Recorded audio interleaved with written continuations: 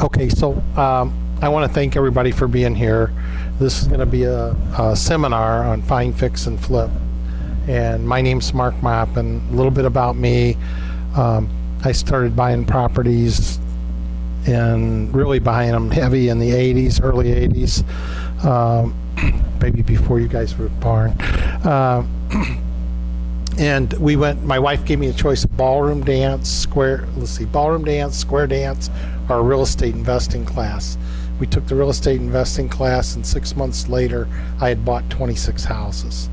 The guy that came in and spoke to the real estate investors class was like a buyer broker and was doing a really good job of finding homes in the suburbs. And at that point in time, we could buy them on land contract. And everything he bought me, I made really, really good money on. And my wife was a full-time school teacher, and we were renting the properties out. And she would overkill on talking to the tenants. She would actually read the lease to them. It was painful. It would take like an hour and a half for her to get through a lease. But she did such a good job of explaining stuff, and the tenant selection was good. And then I was the guy that likes to spin a lot of plates. So I said that wasn't enough for me. I wanted to start buying in Pontiac. So within about 3 years, I had 325 rental properties, and I was heavy duty, and I majorly went out of control. I rose to the level of my incompetency. So then I had to get out of the rental properties, so I learned how to do rent with own, lease options, and did really well at that, and got out of those. And then I just got into buying like 8 properties a month and selling them. I got into paper. I was doing really good with that. Then I got into wholesale later. So I've been at the game a long time, and when the market crashed, I was over leveraged, and I was one of the first people to go down when that happened. So I got to start all over. And today I make my living, I do internet marketing for people that you would know would be like Mr. Roof, Rizzo, the dumpster company. You guys might not know that, but they're the largest dumpster hauler in Michigan. I do a lot of work for people where I bring them up on the internet. So I've learned a whole new trade out of that. But I've always ran a local real estate club. And then one of the companies I was doing internet marketing for is Volunteers of America. And they're running ads to to have houses donated. So I'm helping run that program with them. So on the donated houses. So I'm back into this looking, and I'm back into doing wholesaling, where we're actually out chasing houses, and we've got like a mentoring group that we're working with. So that's kind of a little bit about my background. So what we're going to do today, the agenda, is we're going to talk about where to find property, how to price property, how to negotiate a buy, ways to market yourself when you're looking, how to title a property if you get one, how to fix up or rehab a property, we'll get into it, and where to find subcontractors to work on your properties, or how I did it. And Ken, you can interrupt anytime you want. You've got a really experienced investor in the room. So Ken's going to actually speak tonight too and talk about what he's done. So we're going to talk about exit strategies, so like once you've got a property, being able to get out of it. And then I'm going to talk a minute on the mentoring program we're currently doing. So what determines the price that you're going to pay for a property? And Chris, I might have you do some writing on the board. So anybody got an idea what would determine the price you'd pay for if you're going to buy an investment property? How you determine what you want to pay for one? Yeah, so what? Yeah, so what's the market value of the property, which is real key. So, but the real question for you is how much profit do I want to make? So that's where we're going to start. So just for the sake of doing this example, I'm going to say that I'm going to buy a house and I want to make minimally $20,000. That's my objective, okay? So, so what we want to make in profit, we're going to write $20,000 down. And then we're going to determine what the rehab is. Before I get out of here tonight, I'm going to walk you through some of the ways to determine rehab costs. So let's say that the rehab, after I walk you through it, let's say our rehab cost comes up to $10,000. So when you're looking to buy a property, you need to determine that when most people are buying a property, they're forgetting about the fact that they've got electric, heating, they've got mortgage cost, they've got insurance cost, and water cost, and they've got all this cost associated with the property. So you buy the property, you rehab it, and then they say to themselves, okay, well, I can rehab this property in 3 months. But I can tell you from experience, and I'll let Ken address it too, if you think you can do something in 3 months, it's probably going to be 6 months. And if you think the rehab cost is going to be $5,000, it's probably, for the sake of when I'm doing this, or even when I was buying them for myself, I doubled my rehab cost. I would sit down and calculate it, but for the sake of my buy and getting a good deal, I would double my rehab cost. So, so for the sake of this property, we're going to say that our goal is to make $20,000. We're going to say all those costs that I think I can fix the house up in 2 months, and I think I can get it sold in 2 more months. I'm going to double that time out, and then I'm going to double my cost, and we're going to say all that totals $10,000. And I'm just grabbing these numbers out of the air. So in the property we're buying is, you know, I'm sorry, Chris, the rehab cost, we're going to make it 20.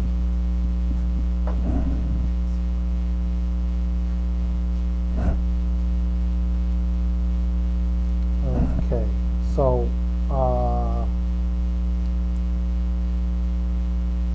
so all the water and all the mortgage costs and that's just the rehabs at 20. All that's going to add up to 10,000. We're just making numbers up, but you can see how that would add up to that pretty quick. So now we're into this thing at 50 grand before we've got it sold. So now that we know that the price, the retail price on the house is 90. So then the question is what's the top dollar you can pay for the house?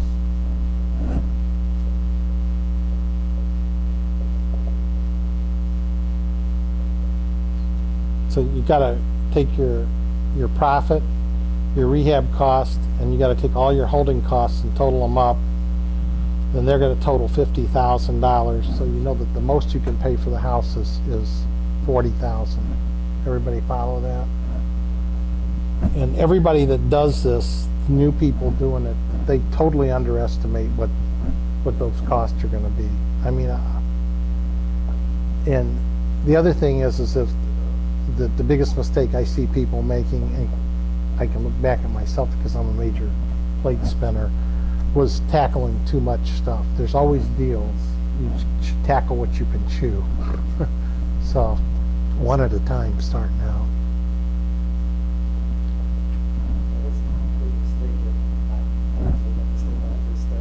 Yeah. Too many at once. Yeah. That really adds to your holding costs because you can't get it done fast enough. Yeah, so you end up in big trouble. And that was like one of the major contributors to sinking me. I was buying those 8 houses a month and rehabbing them, and I was getting them all sold. I had the crews. I was in the city of Pontiac. I had like a regular machine going. I was doing really well. I woke up one morning, looked at my wife, and said, if I can do 8, I can do 80. And I went crazy buying properties, and I rose way beyond my capacity to handle stuff. I mean, I had contractors stealing from me. I was totally out of control. But when I had 8 houses, I would meet every morning. I would meet my contractors at Home Depot. I would buy all the materials. And I was in the city of Pontiac, so within 5 minutes I could be at any location. So I was able to be in control of that. So you got to really watch it because. Oh, I was a full-time investor. Yeah, I started out when I first started with those 20 some odd homes, I was working a full-time job then. But the homes that I was buying were in pretty good shape.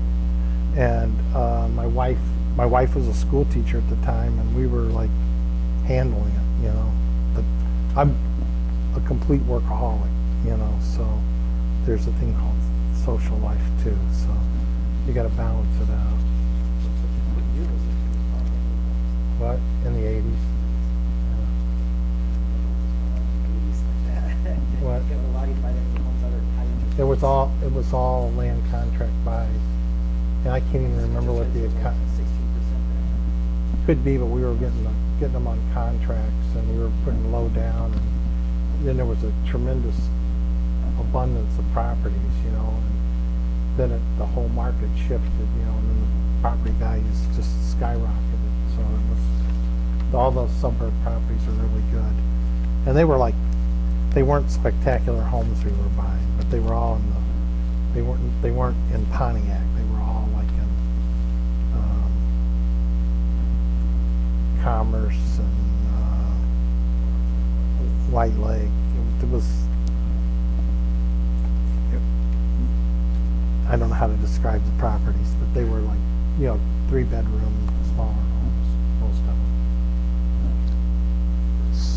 So is everybody pretty clear? Like, you got to really, when you're looking at this, you got to really think through your pricing. So this is stuff I covered we had a wholesale meeting. So like, you got to find, there's certain type of sellers you're looking for. You only want to work with motivated sellers. So you want to work with somebody that's had animals, commercial carpet, their house smells atrocious, and there's no buyers, then they're motivated to get out. I don't know were your buyers motivated, or sellers, I mean? No, not really? Okay. Because the court was forcing them to sell the house. Well, yeah, that's motivation, yeah. So when we were doing this full time, we were cranking out those offers through the real estate companies and upsetting a lot of realtors, but getting a lot of deals too. But that was like a time belt. So we'd make the offers and then we'd wait for them to come through. And then we were doing all this stuff too on the types of properties we were chasing. So I'm not gonna try to cover that. And there was a certain kind of property, when you look at all these guys like Flip This House and all that, they're all of them are buying not houses that are all fixed up that are great, because there's no motivation. So they were all like fixer-up type deals. So you're not going to find you're going to have to know the rehab business to get into this business. So the fact that you're handy and can fix stuff up, you've got to be able to deal with that. So we were always looking for properties that were fixer-uppers, the type where when you go to look at the property, the water's running out of the basement windows because somebody broke the plumbing off and the basement's filled up with water. You could put goldfish and let them swim in with the furnace, that kind of property. Or the lady that had poured sand into her basement because she wanted to make a permanent litter box for the 20 cats she had. So those are where you get some really great deals that other people don't buy. Or the house is full of trash and debris to the point like that people can't even estimate what the value is, and they look at all that kind of stuff and they can't determine how to price it. All I'm saying is the best deals I got in real estate were the ugliest houses. So, and they had to be a motivated seller that wanted to walk away. So you gotta, then how to market yourself is exactly what you guys are doing, like going to the REO meetings. You gotta start looking for wholesalers. You gotta, these are some of the ways that we did it, and I'm not gonna spend a lot of time on that because we would do, I'll quickly go through a few of these things. So I went to all the REO meetings, so I knew exactly who was in the business because I was into wholesaling, but I was also into finding deals. So you got to know who's out there. We would buy vacant lots at the DNR auction at that point. I first started, and I could buy a ton of them for like anywhere from $25 up to $150. And it took a long time for the foreclosure process in the past. So we would put great big, like a C21 type sign on it. And then we would list that the lot was for sale, but we had a huge sign that says we buy houses for cash. So we were really looking to buy houses in the neighborhoods where we bought the lots, and we would look to market that. So we also worked for, we were advertising for charities, so we were getting a lot of vacant land, donated lots and stuff. But the lots were really an opportunity to get more signs up for buying property. So we bought lots of vacant lots. Or we would offer to market vacant lots. I had a person that bought DNR property, and we offered to put for sale signs up on every one of his properties, but we wanted to put it, we buy houses for cash too. So like in the city of Pontiac, where our market was, you could not hardly go anywhere where you didn't see our signs up that said we buy houses for cash. And they were legitimate, the city couldn't do anything about it, and it was a really good marketing for us. We did like Freedom of Information Act on the city of Pontiac for getting a list of landlords, so we're looking for worn out landlords. I knew the bailiffs in the courts, so when the property was being forfeited on, or property was being, where there was an eviction process, the bailiffs were giving me who the landlords were so I could hit them with postcards because they were in a distressed situation, don't want her. We rode the area when we saw properties that were abandoned or grass growing. We were tracking down who the homeowners were.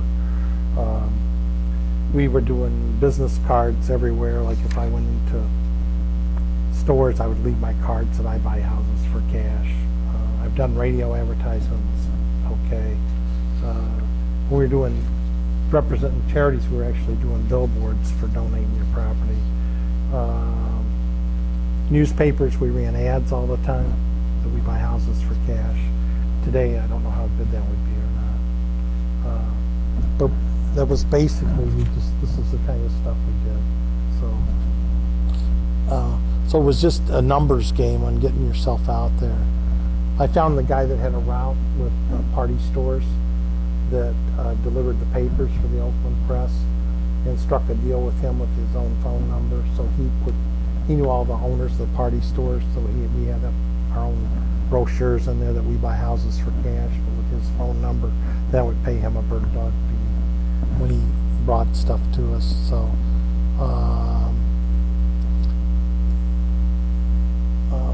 So that was the kind of thing. So generating leads. So we were always looking for the right kind of people: bailiffs, court clerks, funeral homes. Mailman is excellent. They know everything that's going on. So if you can develop a relationship with a mail carrier, he knows who's in foreclosure and can lead you to the motivation. People in the room, code enforcers, they know motivation. Tax assessor, water department. We had a relationship with the water department clerk. She would tell me who's behind like $5,000 or $6,000 on the water bills, so we knew that there was a problem coming because it was rolling over taxes. Mortgage people, when somebody's in trouble, they go first to a mortgage company to get refinanced, and so the mortgage people all know what's going on. So when you're going to the REO meetings, you want to meet and know the mortgage people because it leads to stuff. Public adjusters in the state of Michigan, 168 public adjusters. Today I still have a relationship. When somebody has a fire or has storm damage or something like that, there's what they call fire chasers, and they go instantly when you have a fire. They show up and they get people. They'll sign the people up to fix the house, and they'll put them into a motel or hotel room. They'll give them a couple $1,000. And what they're trying to do is get a 3-day right of rescission to go by. So now they've got a signed thing to fix the house up, and then they run directly to the public adjuster. So actually taking the time to get to know some public adjusters is a really, really good way to find properties. The public adjuster, I know his name is Gordon Heilman, and I got a lot of good deals from him. I got a West Bloomfield property, a suburb property that had a fire, and then we went in and did a rehab on it. And that was one where we made the bigger dollars. But I would have never gotten that deal if I didn't have him.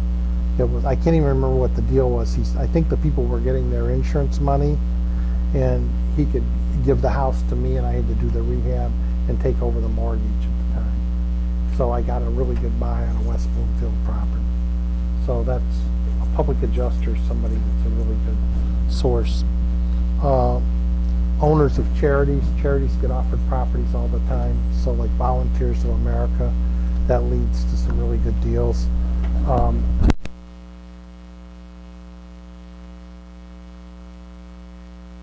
It's right in the past 2 months. It's on the east side of Detroit, and it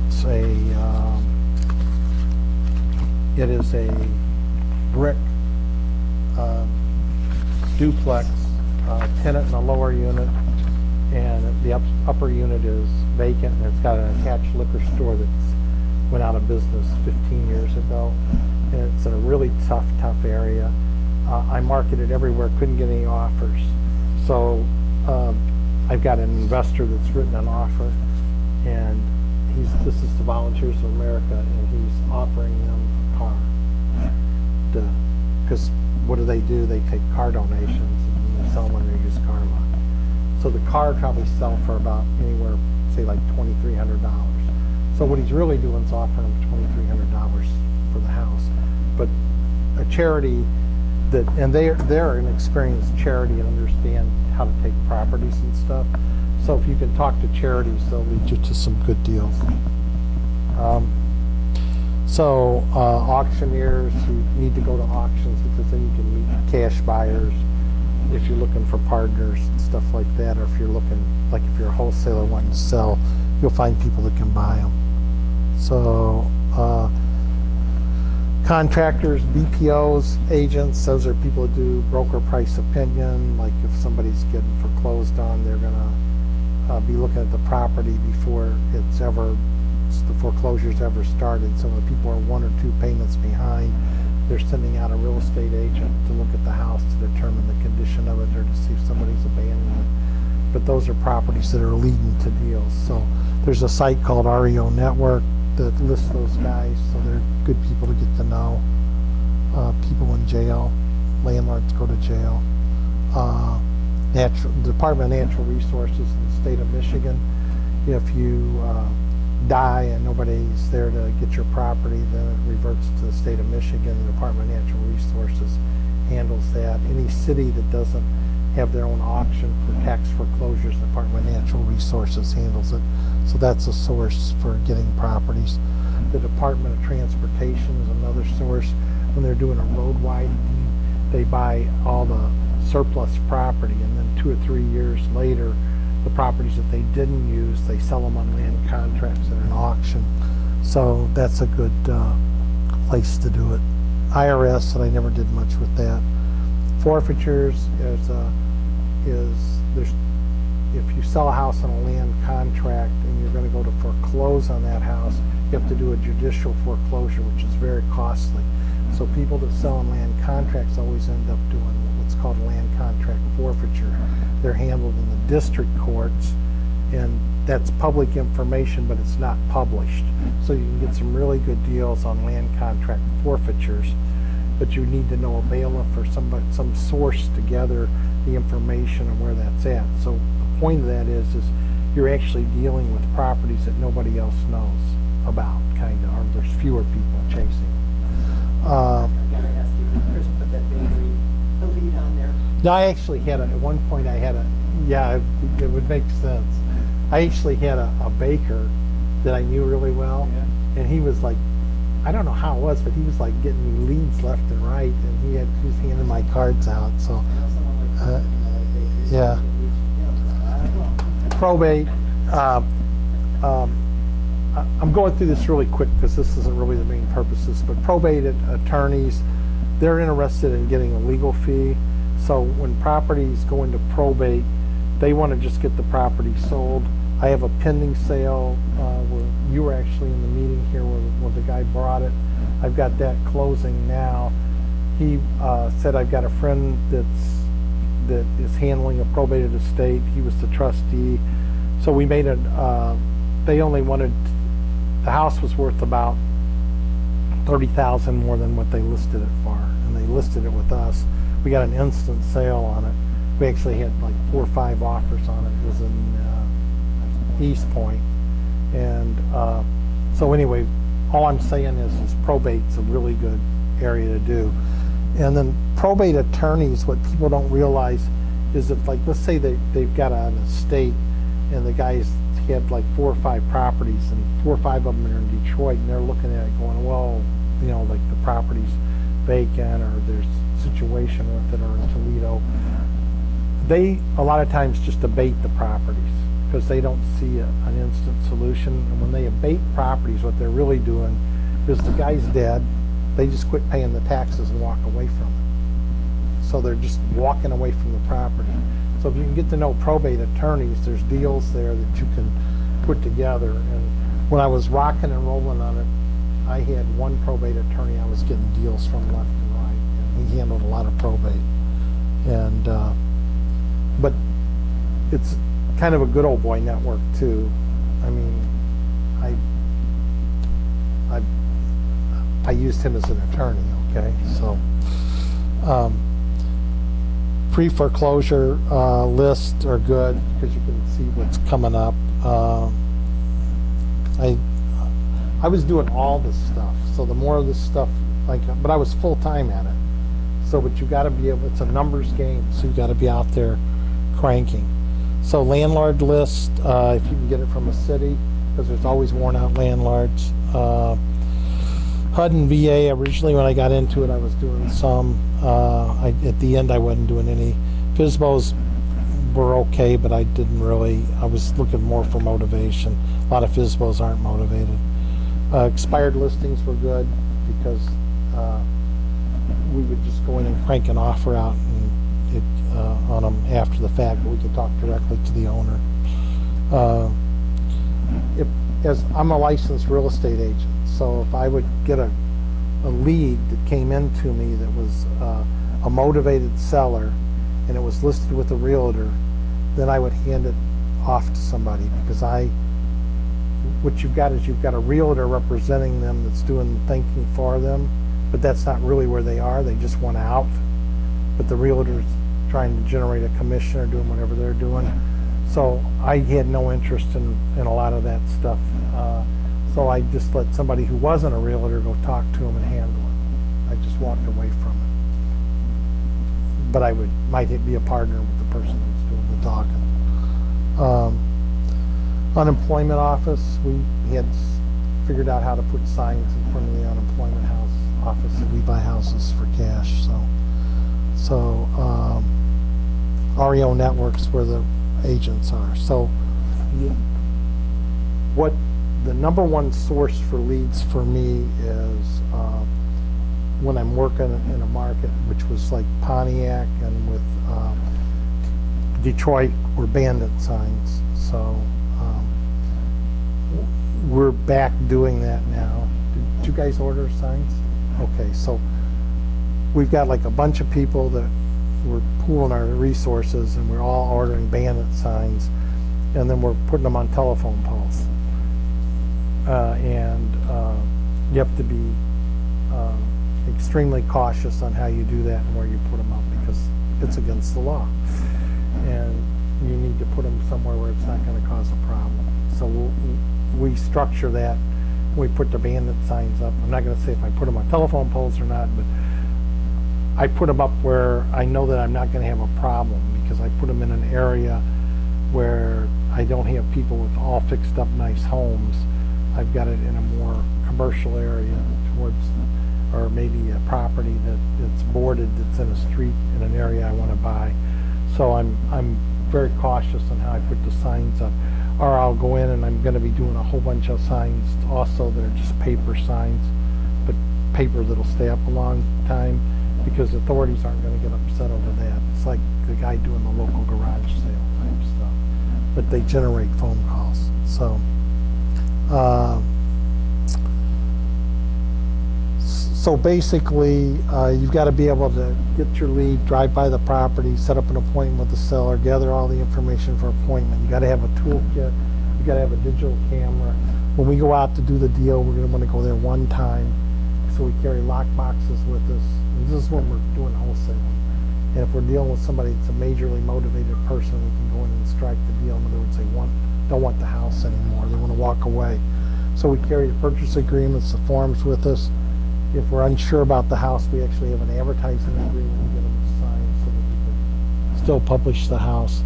In all of our agreements, we have the right to file a claim of interest against the property. So that, and the reason we do that is because other investors are unscrupulous. So like that house I was just telling you about in East Point, I had another realtor and her customer try to go around us and tried to avoid the fact that the house was listed in totality. So there is no honor inside the investor world. So you've got to actually record a claim of interest. And you can't record a claim of interest unless you've got a legally binding contract that has that in the contract. So we have that in it so that then we can go market the properties. We have deed-off packets. If somebody's a majorly motivated person, then we'll take the property right on the spot. We're going to take them to the bank and we're going to get a deed for it. But it's going to be a quick claim deed. We're going to have them sign a warranty deed, but we're not going to record. The quick claim deed says you're signing Ken. If Ken's a motivated seller, he's signing off all the rights to his property to me, and I'm taking it with a quick claim deed means that he's just assigning me whatever rights he had in the property. Then we're going to go investigate the property and determine whether it's worthwhile doing. But we'll also have them sign a purchase agreement with us so that we can file a claim of interest against the property. So we've got it liened and we got the deed, and then we can either move it or not record the deed or record it. We've got the warranty deed for later. I'm like going 100 miles an hour. There's when I do the all-day seminars, I slow this whole thing down and explain. So you got to have a forms packet, seller referral agreement. I'm not even going to get into today. So where do you get the money to get the deal done? If you've got a really good deal in real estate, you'll never have a problem finding a partner that'll go into it with you. So all investors that have become major investors have one common problem. They all run out of money. So you end up needing private investor money. You need, is that true? I mean, here's somebody very active. So you're looking,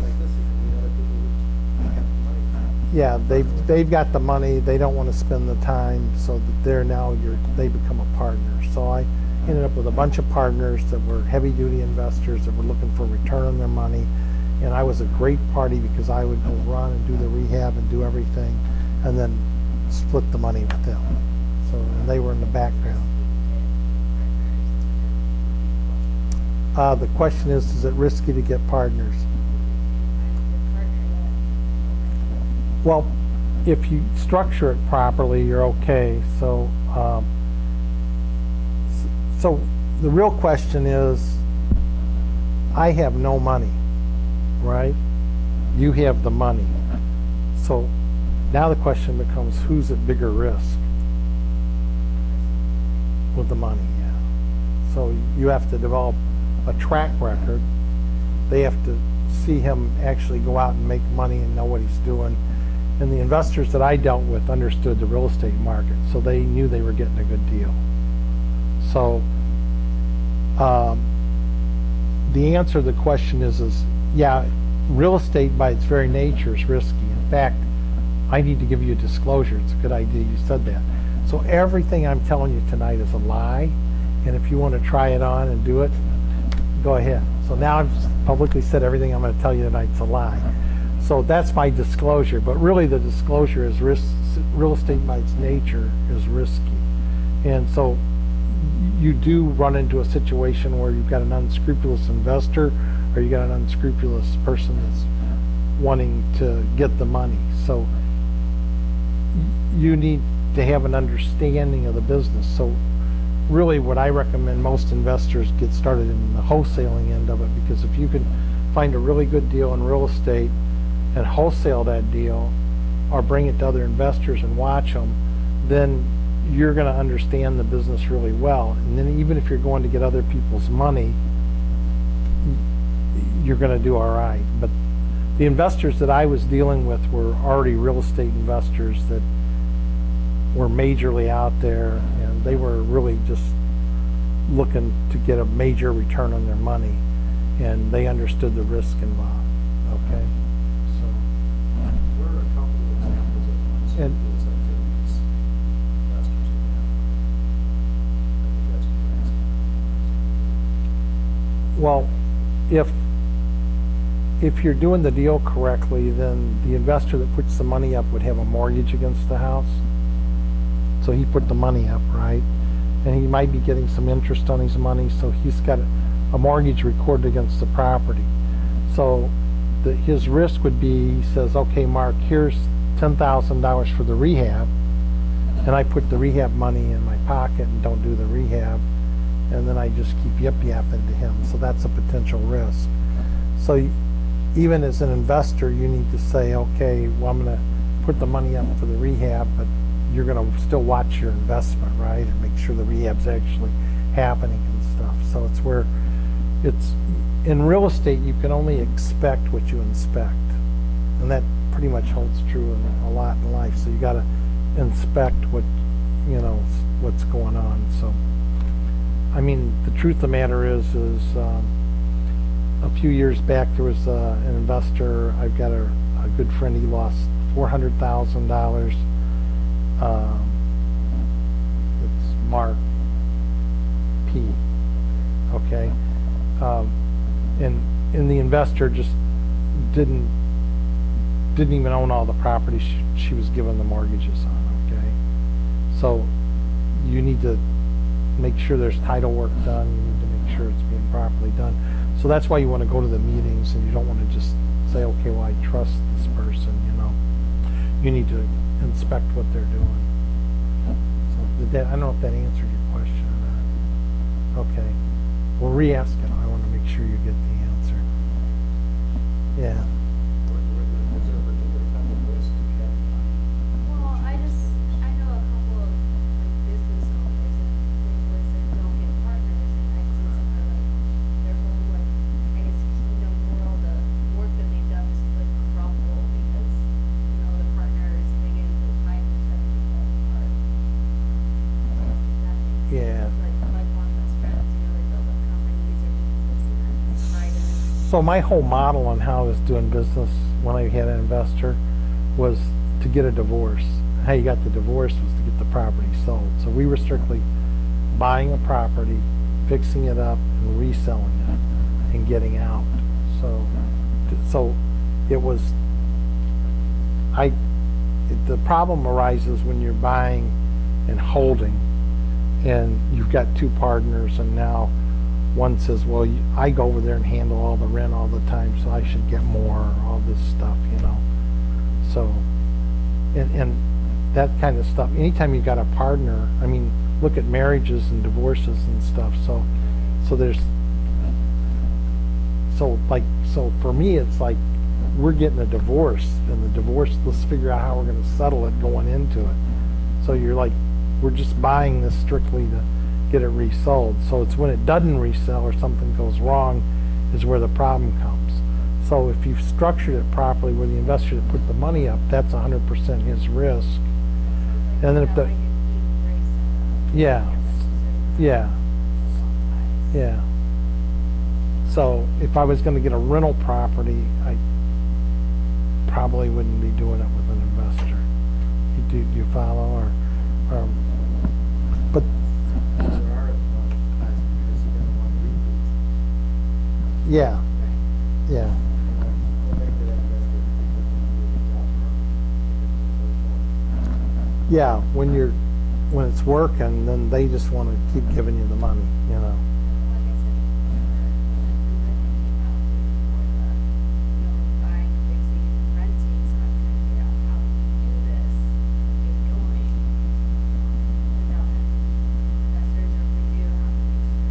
Well, then you're going to be looking for more.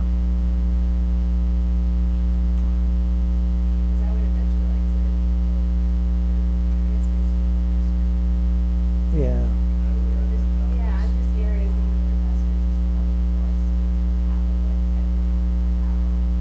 So, I don't have a mic, so if I'm saying things that make sense, you're gonna have to repeat it. I think what I'm hearing you say is, your goal is to be able to buy and hold the property, so you can continue your passive income. However, your concern is, you don't have enough money to buy as many as you want. So, you probably have to find other ways of generating income, other methods, such as buying fixed and flip or sale, so that you can stockpile your money to be able to buy Well, your house. Yeah, and then by going to the investor meetings, you're gonna be looking for mortgage people that'll put mortgages on rental properties and stuff like that. So it's, you first need to go get the first couple and just start doing exactly where you're headed. Get that one house and then go to the meetings and develop those associations. So,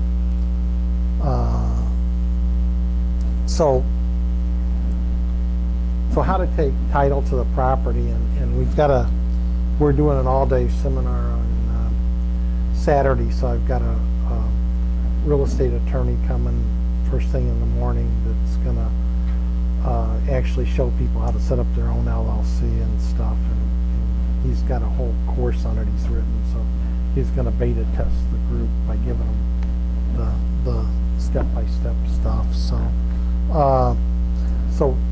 the answer is basically most real estate investors are doing a limited liability company, so that the property is, if somebody slipped and fell or they couldn't get insurance on it, is if somebody got hurt, the suit's gonna have to be against the limited liability company. It's not gonna affect your savings or your personal money. So how to insure property? If you're buying investment property, you're going to run into issues because the property that you're buying might be distressed to where the insurance company says, I'm not going to put insurance on it. So Michigan Basic could give you a Michigan Basic policy, which is basically a fire policy. So what I would do was I would get, and I haven't done this in a while, but I would buy builder's risk policies. So builder's risk policy, because I was doing a rehab on the property, a builder's risk policy would cover all my tools, anything I was doing to that property were covered. And then I would get a liability policy. So between the two of them, I had it, covered, or I would get like just a fire policy. But you're going to have to get a workman's comp policy if you're really getting into this, or you're going to have your contractors sign an exclusion where it's like one contractor, so it's a corporation, so they're signing an exclusion, so they're saying they're going to pay for their own workman's comp. But really what you want to do is you want to get a contractor with workman's comp, because if they on your property and they fall off the roof and hurt themselves, and I had a partner that did not have workman's comp, and he was looking out the window in a second-story window in a Pontiac house and watched the contractor go by him going down as he fell off the roof with no workman's comp, and he ended up paying out of his own pocket. He didn't get a $25,000 settlement or something out of it, but he paid for the guy's hospital bills and took good care of him, and he got past that situation. So what that means is most contractors will say, okay, I have insurance here, but the only way you can really make sure they've got insurance, you need to be added on as an additional named insured. And they'll say, okay, here's my insurance policy, but you need a policy from the insurance company actually emailed to you that has your name added as an additional named insured. Because what contractors will do is they won't pay the workman's comp premium the following month, so they don't have workman's comp, and then somebody gets hurt, you end up getting sued. So if you use contractors, you have to make sure that they've got a policy and you're added to it. So where to find rehabbers? So the majority of my rehabbers that I found were from like if I needed a siding contractor to do siding work, I would look for siding companies that were doing work on houses where they were out in the field working. I would walk up and say, is the owner here? Because I like to talk to them, and they would say no. Then I would tell them I'm an investor and I've got property, and do they do work on the side? Because I'm looking for a lower cost siding guy, okay? So that's how I found most of my roofers, siders. I had also, if you go to Home Depot at 7 a.m., 7:30 in the morning, you'll see a whole string of contractors checking out at the counter. So I would get to know the, and I was already in Home Depot, so I knew the clerks there, and I would find out who the contractors were. And this is like a statement that I'm not, there are a large number of contractors that drink, okay? They have a substance abuse problem. So I was looking for functioning alcoholics versus an alcoholic that wasn't functioning. In other words, I just made the assumption that everybody I was dealing with had issues around that. So, but I knew that people that were at Home Depot at 7:30 in the morning usually wouldn't start drinking till later in the day. So I was looking for contractors that were at Home Depot at 7:30 in the morning, is what I'm saying. And I was looking for experienced contractors. So the clerk could tell me which contractors were always busy and in there working. So I hung around. I was already at Home Depot, but I was looking for, I found a lot of contractors at Home Depot in the checkout line. So you go to the REO meetings, and people that have contractors working for them are not going to tell you who those contractors are. And if they are giving you the name of a contractor, it's probably not a contractor you want. Does everybody follow that? So you really got to go out and find contractors that are out on the street, that know what they're doing, that you see the work being done, you know it's quality work. So I have a brick repair guy that we sell leads to, and he does chimney repair and chimney work. He gets his laborers from the union. So like, say you got Kroger's, there's a Kroger's out by us right now where it's being totally, brickwork's being done. So he's going to be the guy talking to those guys, asking if they do side work. Do you follow? And hiring them. So you're looking for a quality guy that knows how to do quality work, but you can get a good deal from on value. So that was basically how I developed it. Once I got a rehab crew that worked well for me, then I just tried to hang on to them. But all rehab crews that do work on houses eventually lose their mind. So I would hire a rehab crew, and for months and months they'd be doing a really good job, and then all of a sudden I would get bids from them that were ridiculously high or something. So I was always having to say, whoa, I can't do that, and then switch crews and stuff. So it's a dance, so you got to really know what you're doing around that. So you need to have subcontractor agreement. On Saturday, I'm going to do an all-day seminar, so I've got a subcontract agreement. I'm going to go through it in depth. And the key things on a subcontract agreement when you're hiring a subcontractor is you need to have a pay structure that works. So if you're hiring a brand new contractor you've never used before, then you're going to go buy materials from them, and you're only going to buy a limited number of materials, and you're going to make sure that you pay for them, and they get from Home Depot, and then they get delivered, and then he's going to finish the work. You're not going to the number one way that I lost money in this business is if you cannot trust contractors, so you have to inspect everything they do before you pay them, and they're professional at begging for their money or traveling to get their money. So you've got to really watch when you're hiring subcontractors to work. And any monies I ever lost, it was pretty much right in that arena. So so I would, once I had subcontractors I could trust, then I would probably do like a third down, and then go inspect the work, and then do another draw. And I always held back a good chunk at the end of the job. Now, I learned all this the hard way. I mean, they taught me what I had to do by getting beat up, okay? So, and when I first started, I was so naive. I had one house, I went out to inspect the job and I looked up the gutters and I said, how did you ever find old gutters like the ones that were on the house? I was like so impressed that they were able to go replace these rounded out gutters. They didn't replace the gutters. They took heat duct tape, and where the holes were in the gutters, they put heat duct tape above and below and then painted it. And I'm standing there looking at it, and then like first rain, all the stuff's peeling off. I had one contractor use garden hose instead of plumbing in the walls.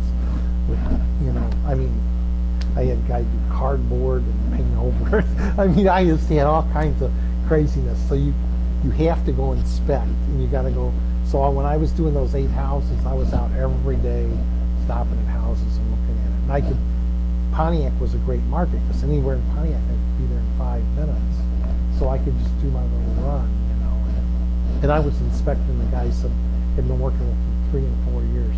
But the only reason I was is because I'd been beat up so many times. At one point I had a problem with furnaces. The furnaces kept disappearing out of the houses.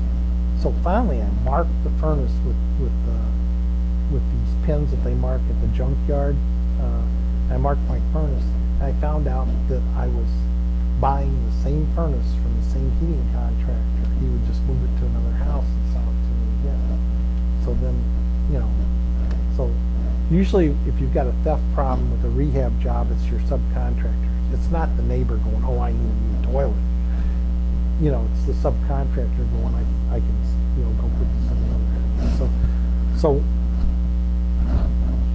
dealing with subcontractors and you're doing rehabs and you're not doing it yourself, you've got to really be there looking. You want to add anything to that? Am I off, or have you? Okay. So,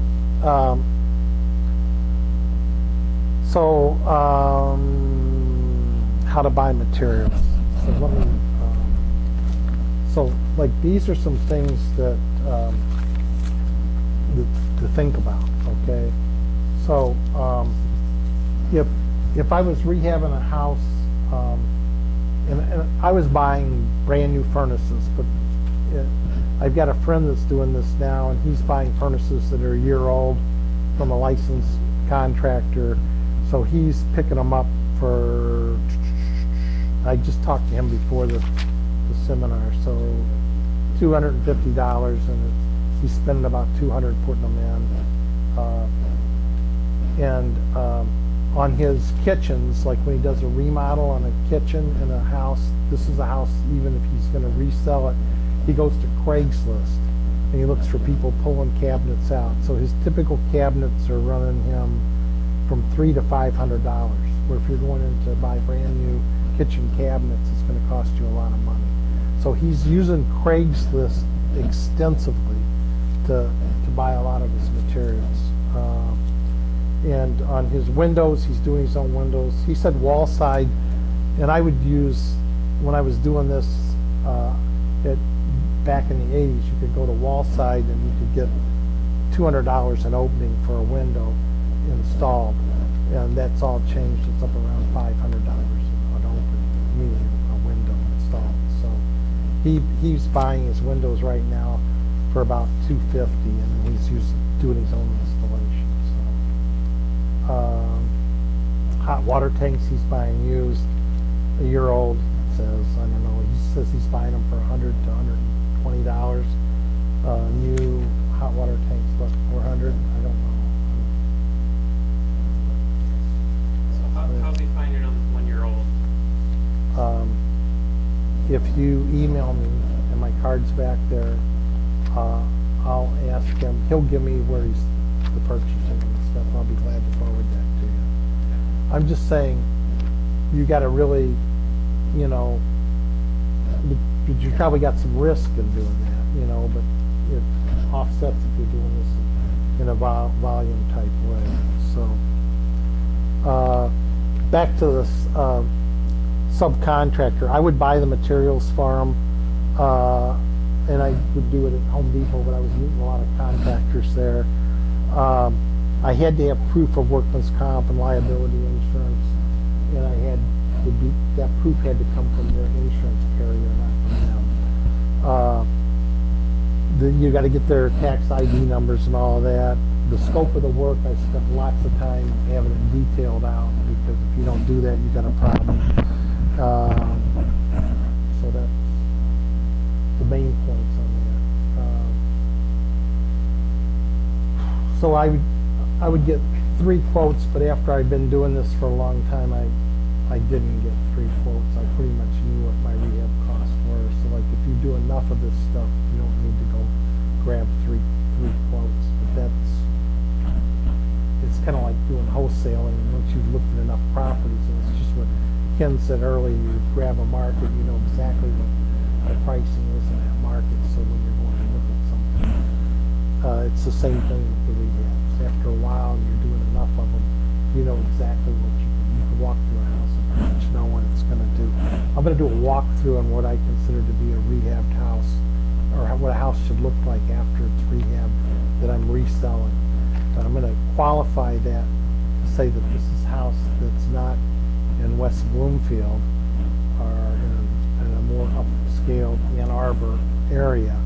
It's a house that would be in Toledo, Detroit, Pontiac, but I'm selling it to a homeowner.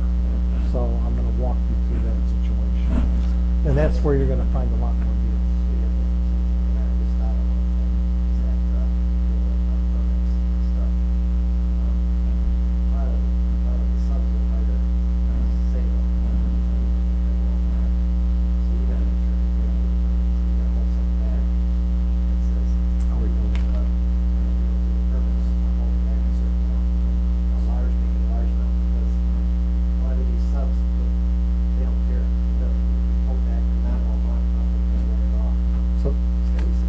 So, I made a mistake of having a sub to put a roof on, and he said he was gonna pull the permit on it, and I called back, $500.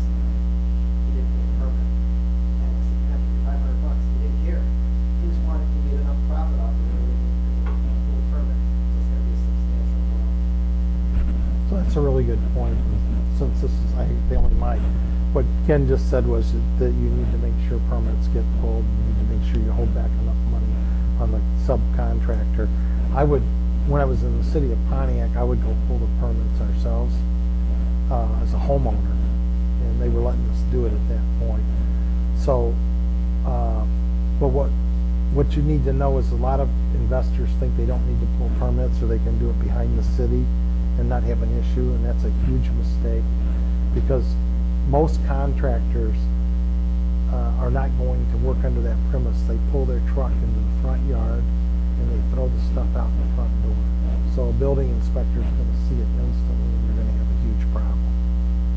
So it's Most when you go to sell it, you got to disclose, so there's kind of a lot of permit. yeah. And when they come back, Yeah, so once you get into it, and when I first started, I tried not pulling permits. And again, since I like to pay for more expensive seminars, that I got one because I had said, oh wow, you gotta go pull permits. So I learned it the hard way. So what I had when I did houses in the city of Pontiac, if I had a house that wouldn't sell, then I still had a house that I could do a rent-to-own or lease option on and exit out of it. So I would structure stuff so that I wasn't going to get clobbered. So it was kind of like what you guys said, if you want to buy a house that you eventually can rent.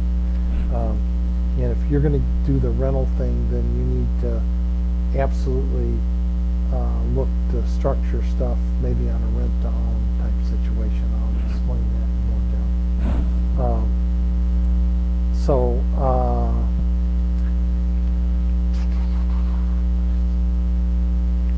So let's talk about like a house that you would rehab. And if you can feel free if I miss something to jump in. So again, now we're back in Detroit. We're in Pontiac, we're in Toledo market, we're into where markets where there's more rental situations, but there's also home buyers. So, and my objective in this is to sell the house. So when I'm talking about it, I'm talking about rehabbing the house to be sold. So we're going to start with the outside of the house. So if you want to sell a house, after the rehab's all done, you need to have the grass cut, the walks edged, and if there's a driveway in the house that you bought, this is what I was doing. So I'm not saying it was right or wrong, but if I had a driveway that was broken up, then my exit strategy was to cap it with asphalt, because I could inexpensively go in and run a layer of asphalt right over the top of either an existing asphalt driveway or even a concrete driveway. It would look really good. It would be nice, clean, sharp look. If the house needed siding, then I would actually side the house. And I told you where I was getting my siding contractors from. I was pretty cheap, so sometimes I only sided the front of the house, and sometimes I would side the front and the sides, but not the back of the house. So because that's just what I was doing. So if I looked up at the roof, I'm going to make sure I got gutters. If you're going to get gutters, you need to order somebody that'll come out and put the seamless gutters up, and you can get those pretty inexpensively.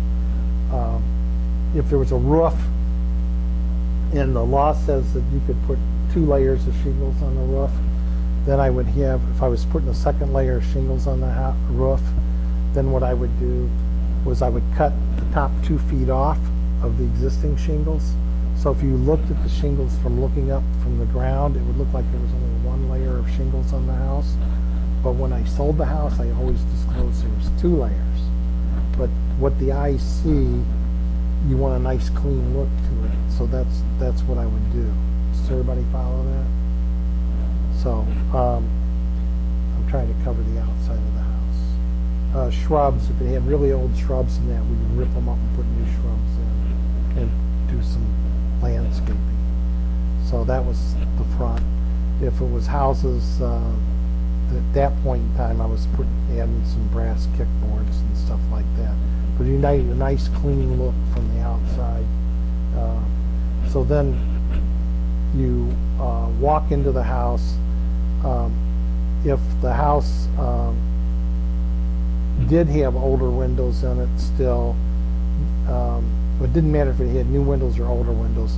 I was doing window treatments on the inside. So I would have usually like, I'm not like a Valance, right? I don't know what you call it. And then I would have the blinds so that you could, they weren't expensive, but at least it was somewhat staged. And then in the bathrooms, I would have towels. So now we're in the living room. So I would get my carpet from a guy named Ron Fraley. He owned a company at that point. It was called Carpet from Georgia. And for $10, I could have carpet installed per yard. That was by the yard. And the carpet would be really good quality carpet. He was doing all the builders, like building West Bloomfield. And so I would have good quality carpet for $10 a yard. I think he's up to like $13 or $14 a yard now. But he would do a really good job. If I ever had a problem with the carpet, he would come rip it out and redo it. So, and there's the investors that I was doing this stuff with 20 years ago are still using him. So he was a really good value for me.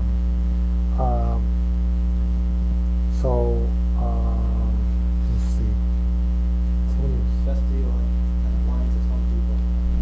Okay. They'll measure and install all blinds in your house for like, up to something like $120. Oh, that's an incredible deal. Yeah, okay. It's like, you want the blinds there because it never doesn't, it must sell it. Like security takers. And I think it's all three blinds for that price. And they'll measure it, make sure it's cut right, and install it all for that price. If you get 20 blinds. So if you're in an area that's a tougher area, then I would always give the neighbors, I would get to know the neighbors and I would pay them $40 or $50 and I'd ask them to actually park their car in the driveway and let them use the driveway because I wanted to have the house look occupied. I always I had a stock of stickers that you would put on the front door or the windows that say alarm system that I didn't have would be there. And I had houses that, you ever watch the movie Home Alone? So I had like timers on the radio that would come on, talk radio, nice and loud. So, and I'd also have them on the lights that would come on and off at certain hours. So that was kind of a poor man's approach to home security. If they were a house in a tougher area, then I always had, like Detroit, not in Pontiac, but in Detroit I was using, what are the things that you put there, like not storm doors, but you lock them, the gates, security gate on the thing, because if your furnace was going to be stolen, they're going to steal it from somebody that doesn't have security gates, because so I would have the security gates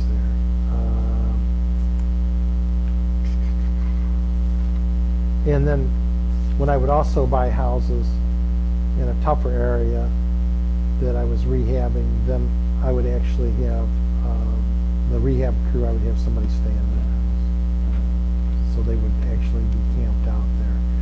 And sometimes, this was a long time ago, so I don't know about today's market, I would actually write a lease with them. And the reason I did that is so I could get the proper insurance. So once the house was rehabbed, my lease might only be for $1 a month, but I had a tenant in the house. So I structured myself so that it was tenant occupied. What? Yeah, I would find contractors that had helpers that would live in the house. Okay. So, yeah, so if you follow, I was actually doing exactly what the insurance company wanted. But they had to have you couldn't just let them sleep on the floor. I mean, it would be livable enough that they were kind of staged. Yeah. Well, that's good.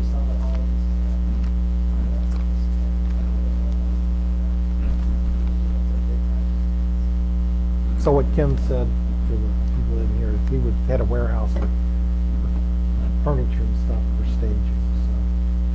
So. Okay, so living room, kitchen. So if it was a kitchen, then I was replacing the cabinets. At that point, I was doing Home Depot cabinets. If the cabinets are so high, then I would probably be on Craigslist looking to see what I could do if I was being incredibly frugal. But if I was doing a whole bunch of them, then I'd probably be back doing Home Depot type stuff. I'd put new subflooring in on the kitchen, and then I would put down the laminate, and I would tile it. If the bathrooms on like the Pontiac houses I was doing, sometimes I would pay to have the tubs reglazed,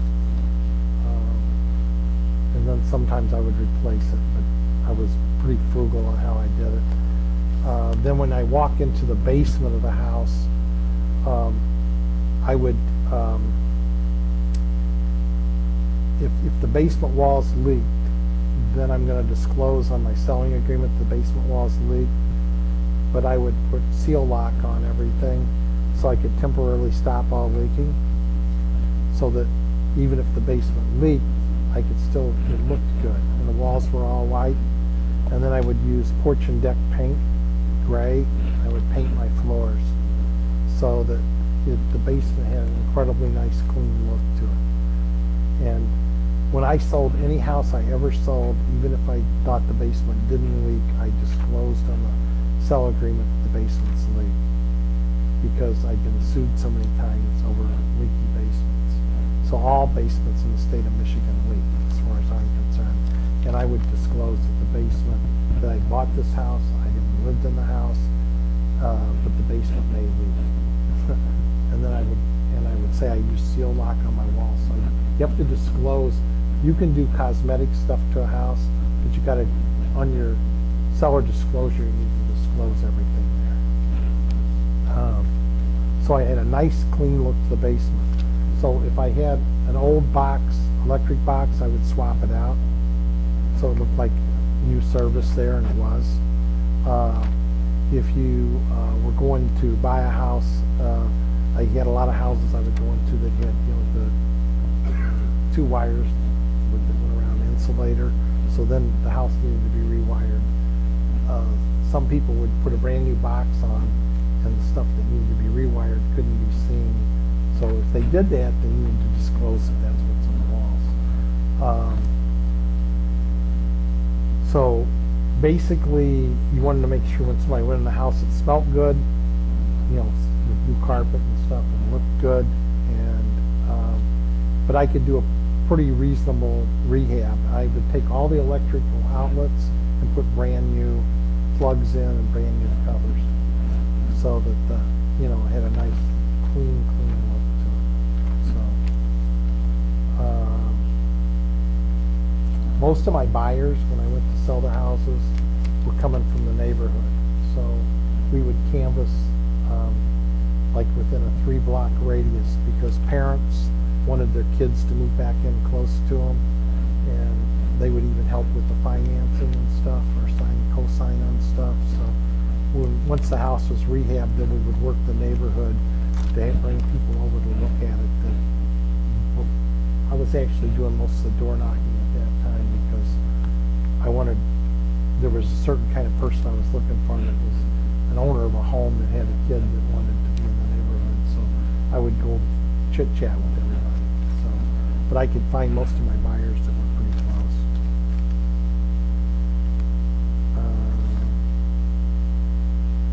Ceiling fans I put in all the houses.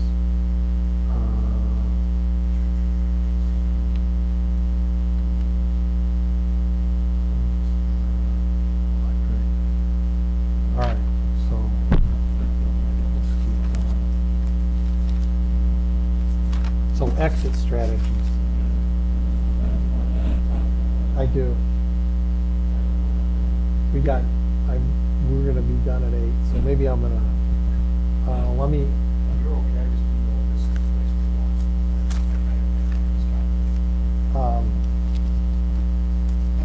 I'm gonna cruise right through it, because I'm almost to the end of all this stuff, and then I'm gonna bring Ken up, because he's somebody that's out doing this stuff, so I wanna, right now today, so I wanna have him speak for a minute, okay? And he's also, he's done stuff in Ann Arbor, but he's in a really good market, in the Toledo market, that he's learned and knows it backwards and forwards, so I'll let him share that. So he's getting some really good deals there. So my exit strategy was on find, fix, and flip is to absolutely get the house sold. If for some reason I couldn't get it sold, then I was structuring a rent to own.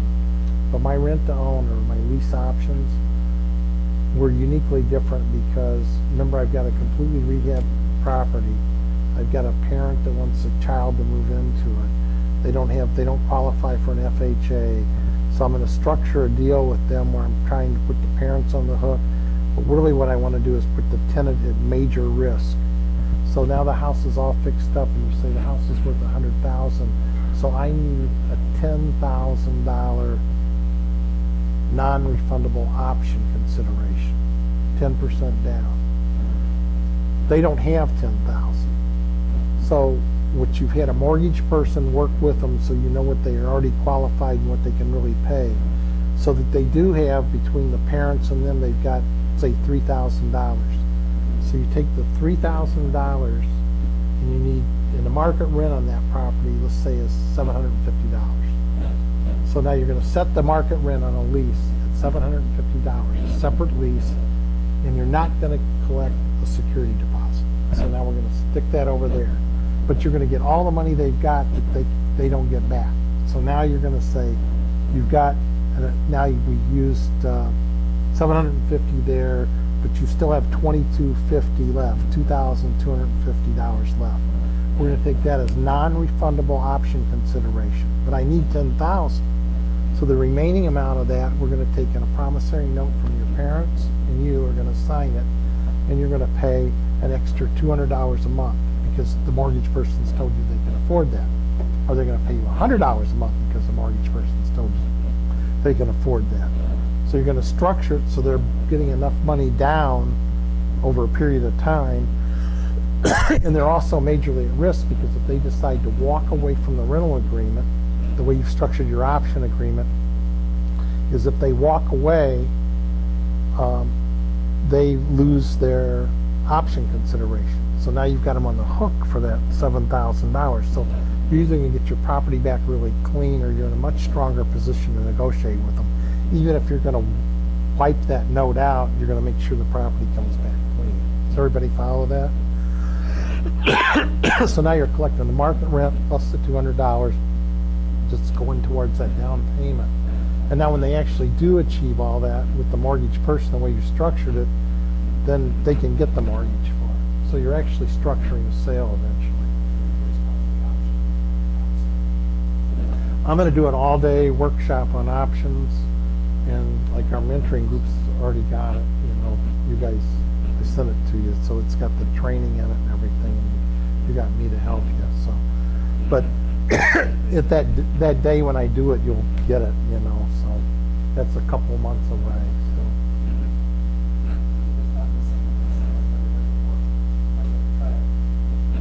No, I mean, that's what I did on everything at the end. And now, how did I learn that? Was those 325 rental properties in the city of Pontiac. I had to get out of that. So now it's real easy to buy a lot of rental property. But when you decide to get rid of it, it's not so easy to get out of it, okay? And I wanted to get out at retail prices. I didn't want to, see, you got a rental property, your only exit strategy is to sell it to another investor. And Ken's not going to give me what I really want to get. I want to get retail price for it. So it means when the tenant vacates it, then I'm going to rehab it, and my objective is to get it sold. But let's say I don't get it sold, then I need to have an exit strategy to get it rented, but put them at risk. You have to have people at risk. So that's if you structure the lease option correctly, you can majorly put them at risk.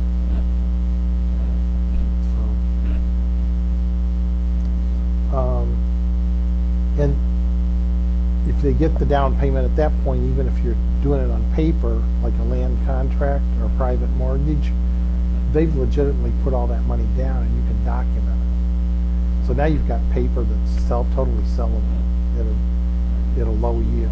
Yeah. So yeah.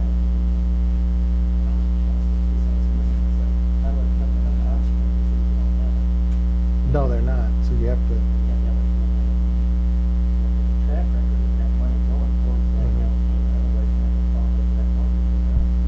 Correct.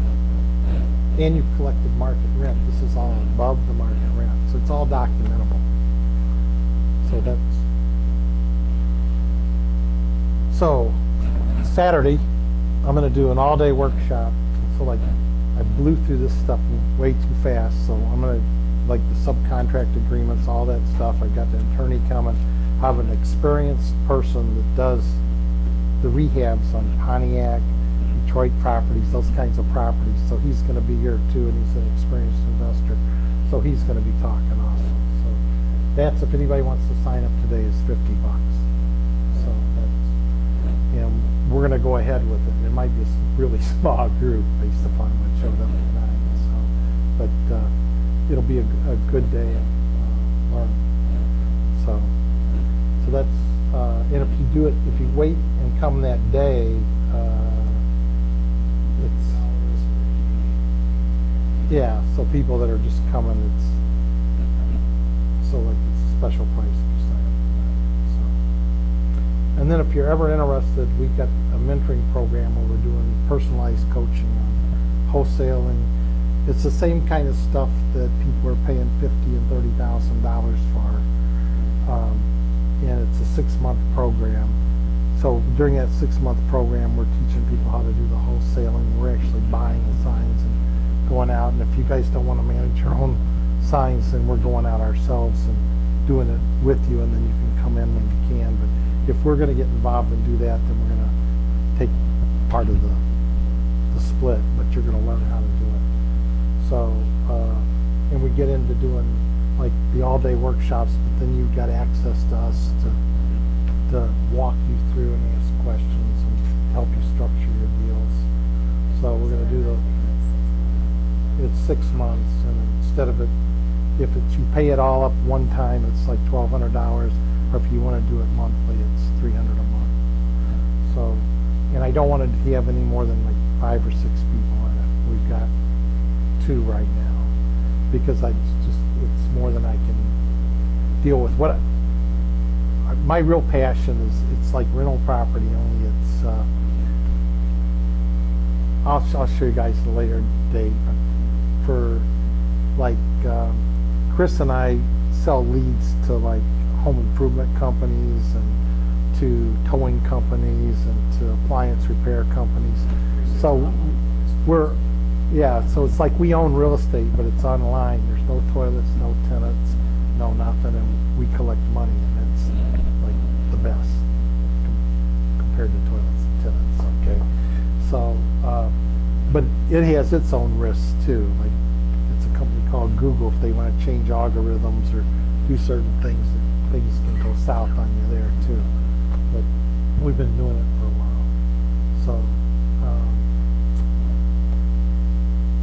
So anyway, these are the different things that you'll know how to do if you go through the mentoring program. So that's basically it. It's a one-time cost of $1,200 or 6 months and $300 a month.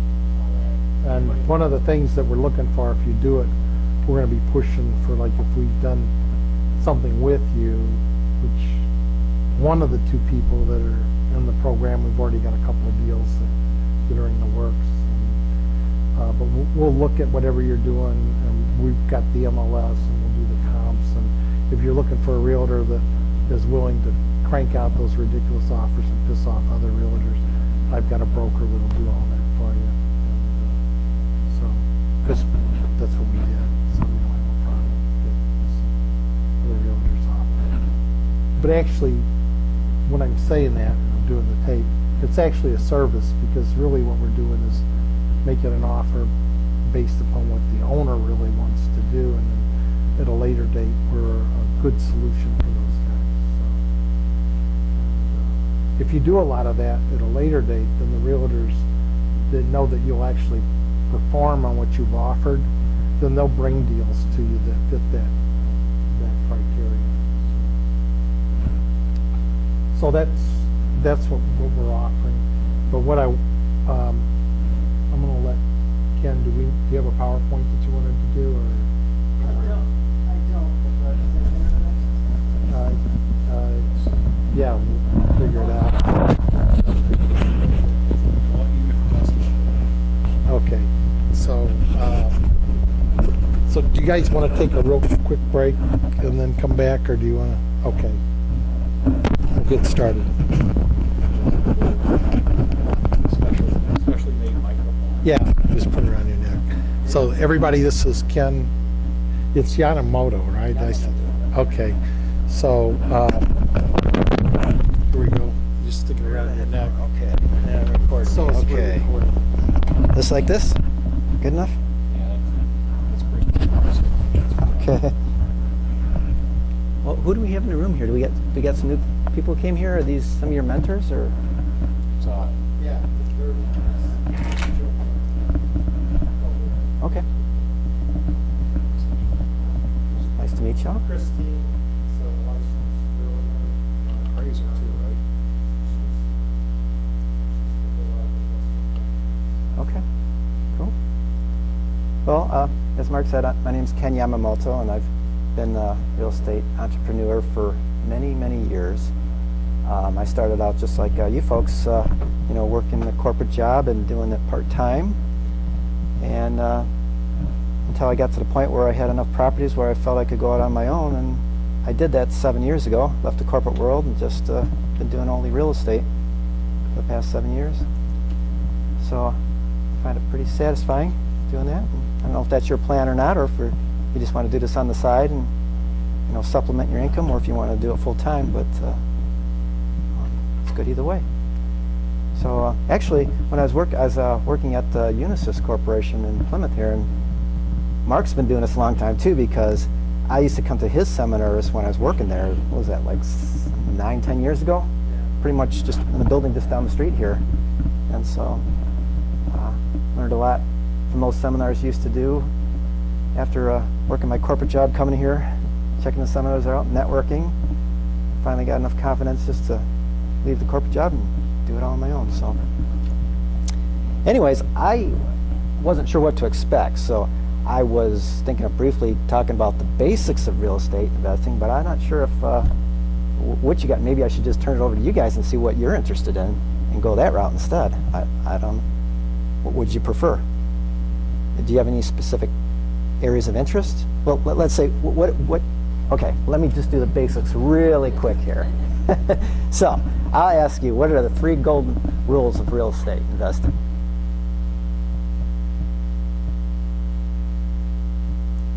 Oh, okay. Usually someone will pop up location, location, location, right?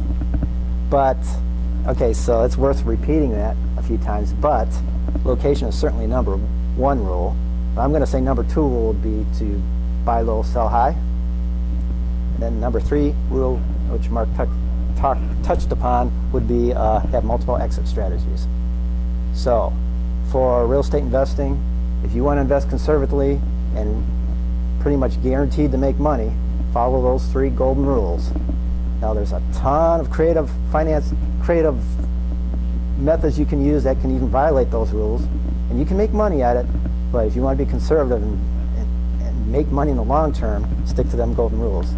And I'm at the point now where I'm kind of trying to stick to that and not do so much creative stuff. I've done a lot of creative stuff in my career, and that's useful to know that kind of stuff for your exit strategies, but use it as keep it in your back pocket. Don't use it if you have to, unless you have to.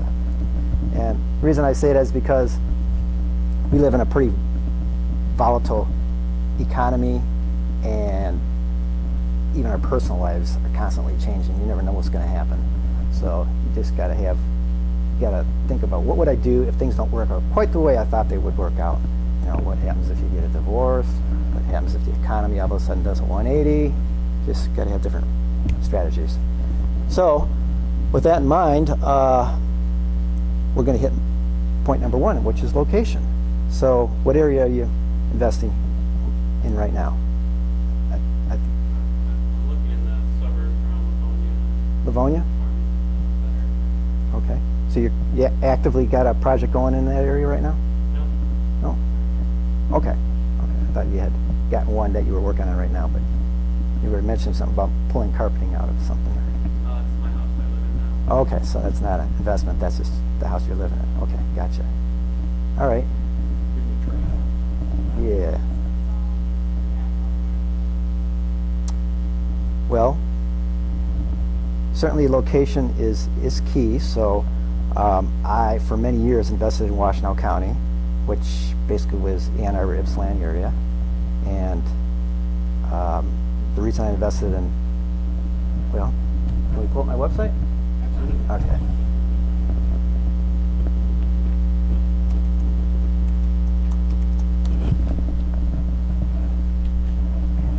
This is a website I've had forever.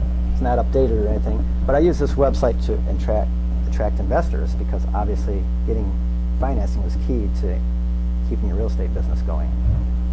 But what I'm going to show you here is not so much the investor part, but an example of a deal here. So this is my typical deal that I'd be looking for in Ypsilanti. This house I bought for $20,000, put $12,000 in rehab into it, so I had 32 invested. I got an investor to finance this thing at 10%. That's my standard interest rate I pay all my investors. So by the time you add all the taxes, the interest rate I'm paying to my investor and everything, I had $525 a month in costs. But I was able to rent this out for $10.50 a month. So that's a net $525 per month. I consider that an excellent cash return. This was in 2009. So you can't do those kind of deals there anymore. But I was doing a lot of deals like that. That's why I was able to make a living off of real estate investing. So back to the thing about location. Can't do those kind of deals in Ypsi anymore. Can't buy them at the right But the reason I was doing them is because, number one, you could get the properties that would, for the right price point, that would cash flow, or you'd be buying low, selling high.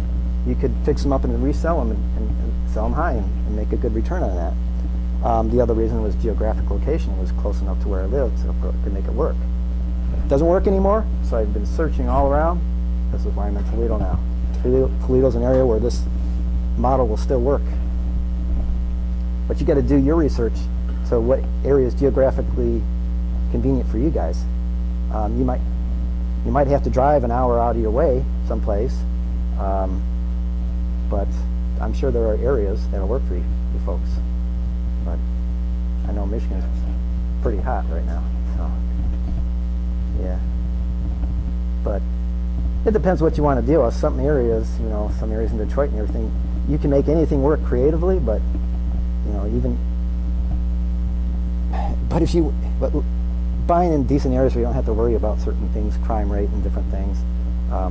If you want to avoid a lot of headaches, just try to stick to areas that are good locations. But so, anyways, now I'm in Toledo now because I can get these kind of deals, and with all the same benefits I had in Ypsi 8 years ago, and he had a benefit that Ohio is a landlord-friendly state. That's one thing that's different from Ohio to Michigan. Michigan is tenant-friendly. I mean that the state, the rules and everything are geared towards being more friendly to the landlords than they are to tenants. Whereas in Michigan, they're more geared towards the tenants than the landlords. There's pros and cons to both those things.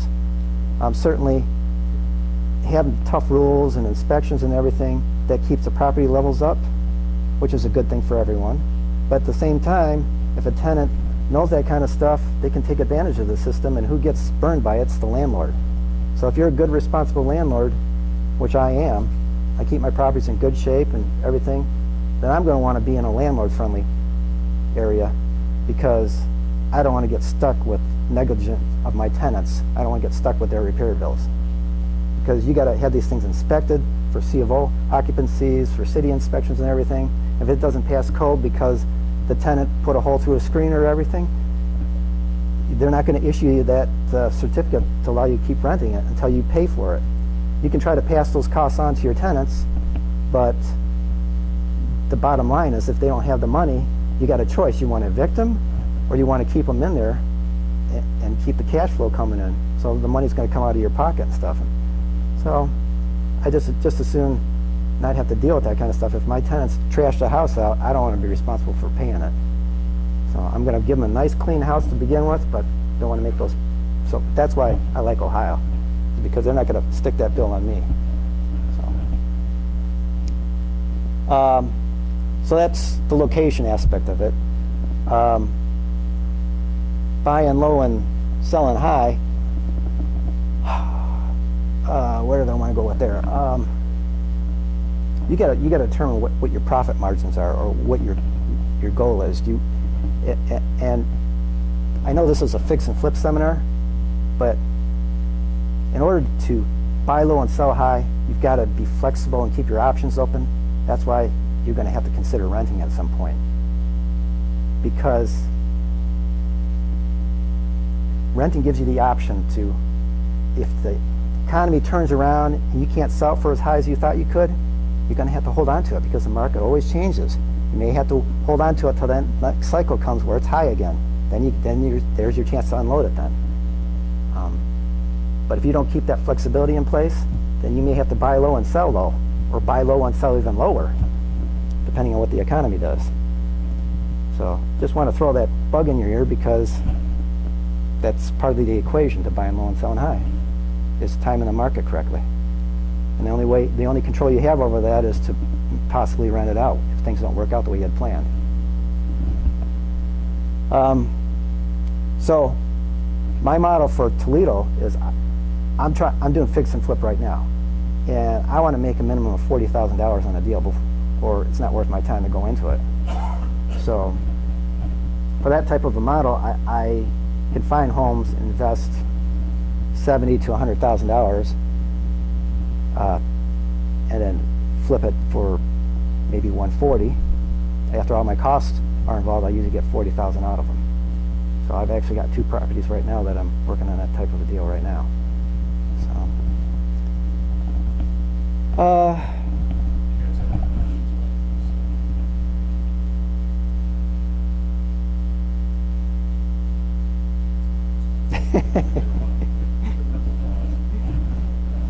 yeah.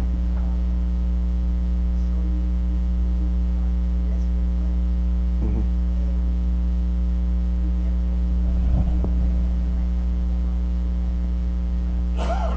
That's true.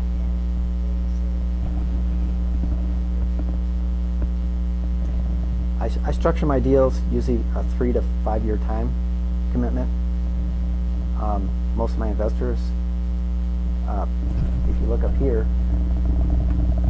I'm an expert at getting monies from people's self-directed IRAs, converting their 401ks to self-directed IRAs, and people are usually pretty happy with the 10% return these days. And not only is it a 10% return, it's a 10% return that's secured by property. Like this property here, my investor had $32,000 into this property, and it was worth at least twice that amount.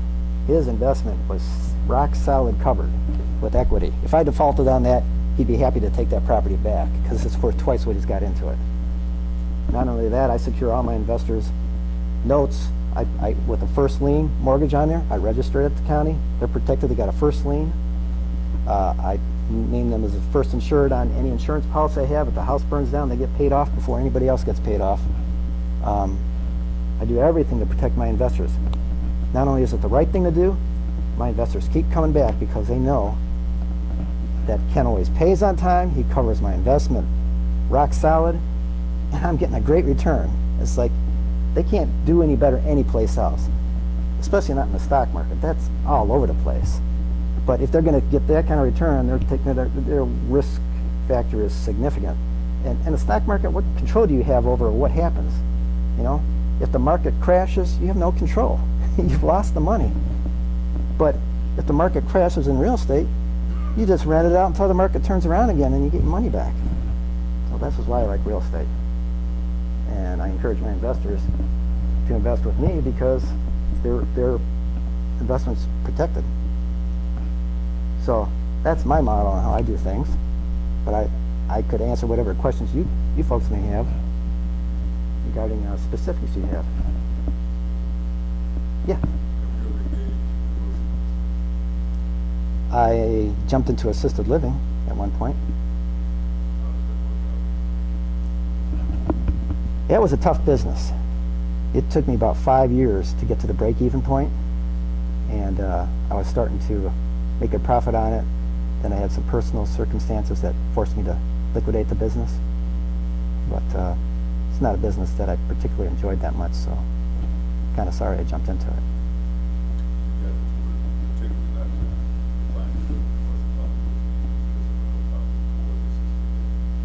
Well, actually, I got into it as an offspring of real estate investing. I knew nothing about assisted living. I was planning on converting my rental homes into assisted living and having somebody else manage the assisted living business part of it. Well, so I went in a partnership that way. Unfortunately, the partner I went into didn't do their job on the assisted living thing the way I felt was proper. So, because I'm the one who had all the property invested into it, I was on the hook. Because now I had all these homes and I had somebody who wasn't managing the assisted living part of it, so I kind of jumped into running that part of the business, which distracted me from the actual real estate part of it. So that was a bit of a distraction off there. But anyways, I learned a lot about marketing doing that business. So, but anyways, I'm out of that business now. Too hard of a business. I'd rather stick to the real estate part that I'm more passionate about. Yeah, these are residential homes. I was converting them for assisted living. You know, I was specifically targeting veterans. I'd take my homes, I'd set them up for a package where I'd send caregivers out there to take care of the veterans and folks that were living in the homes, and take care of all the maintenance, have caregivers come out there, and they'd have the home to live in and everything, make them handicap accessible. But yeah, that's a whole lot of a different area. Then I had group homes as well.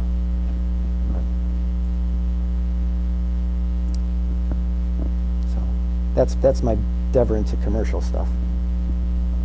I've done some property management where we're managing apartment buildings as well. But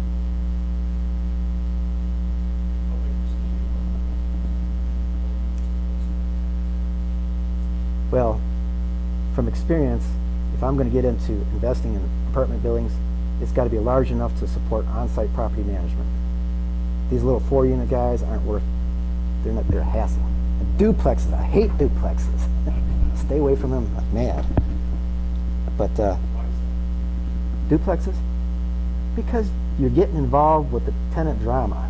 The upstairs unit is being too noisy and this, and it's like, I don't want to get involved with that. But in an apartment, they expect, they're used to that kind of stuff. You know, and plus you had the on-site property management deal with all that kind of stuff. I'll second that. I had 42 units, 4 buildings.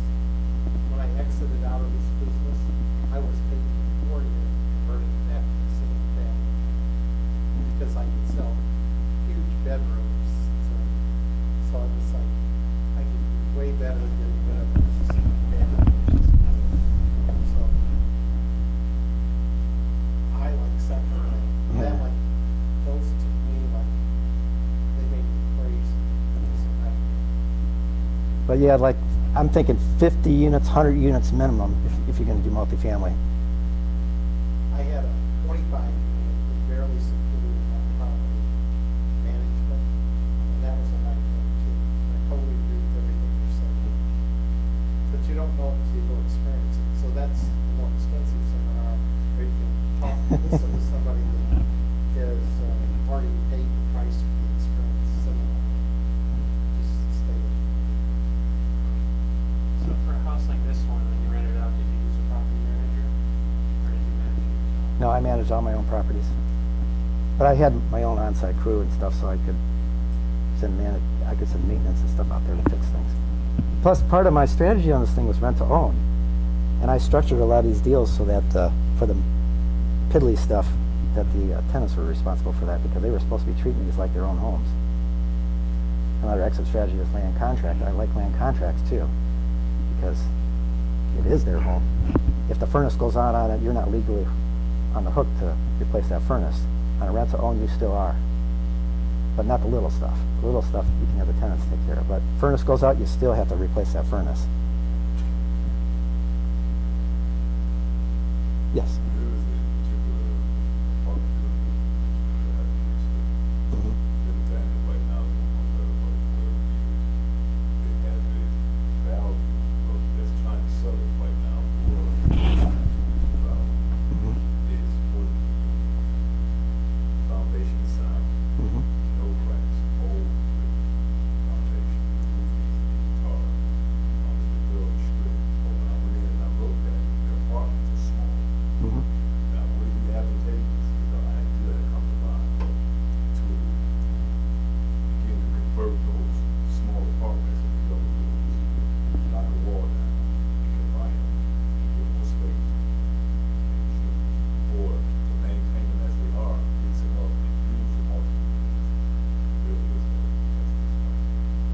I would not go messing with the structure that's in there already. If they were 1-unit efficiencies or 1-bedroom apartments, I'd keep them that way. Knocking a wall out, all of a sudden you're reducing the amount of units you have to rent out. And I don't know structurally what the building was designed for. You got to deal with all kinds of engineering stuff and load-bearing walls and stuff, so I wouldn't be messing with something like that. A unit that's that large that's been vacant for 12 years, I'd be very leery to jump into that because obviously it's been vandalized, severe deferred maintenance and all kinds of stuff. I've looked at a lot of properties like that in Toledo, and I don't want to get into that kind of a unknown cost. There's big costs involved with that. I prefer to do cosmetic with one significant thing wrong. That's my perfect property. I don't like the major rehabs. I've done those. I'm a licensed builder. I've done major rehabs. You know, time is money. I'd rather get that property flipped back on the market within 1 month rather than have to spend 3 months rehabbing it. So cosmetic is great, but with one major thing wrong with it that makes it so your average homeowner doesn't want to deal with it. That's when you get your best deals. What would be an example of one major thing? Well, let's say cosmetic, but needs a new roof. Cosmetic, but needs a new furnace. Something major that's going to cost some bucks to put into it that the homeowner doesn't want to deal with. But if it's just painting and stuff where the homeowner says, oh, I can buy that and get conventional financing and paint it myself. But if it needs something major like that, they're going to have to take it a step further and get a rehab loan or whatever on the thing. Most homeowners, they just want a house that doesn't have anything major wrong with it. And that's where you jump into a home that has a better market for an investor like me. Because I can't compete against you if you want to buy this for your own primary residence.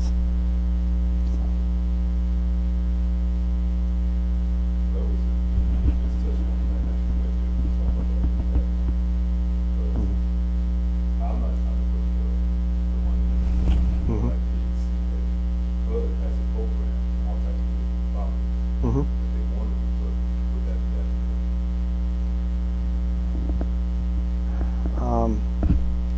Well, I'm going to go back to my original statement is that there's too much unknowns involved with that.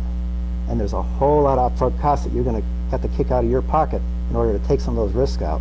You're going to have a whole lot of inspections, a whole lot of quotes, and those quotes aren't going to be all that accurate on a big job like that. You know, if you get someone who comes in here and says the electrical is all going to have to be updated, but to get an accurate quote's going to be tricky because until they get into it, they don't know what they're going to find.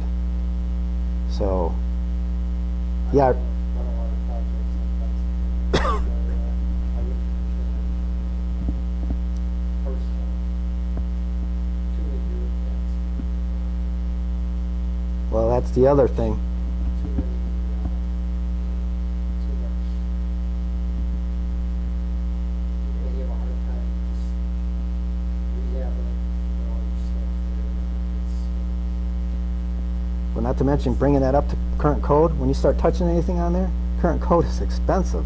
And lead-based paint abatement and any other environmental hazards you got there, it's like, I don't want to deal with that. If you do it wrong, the penalties are staggering. So, It's a full-time job.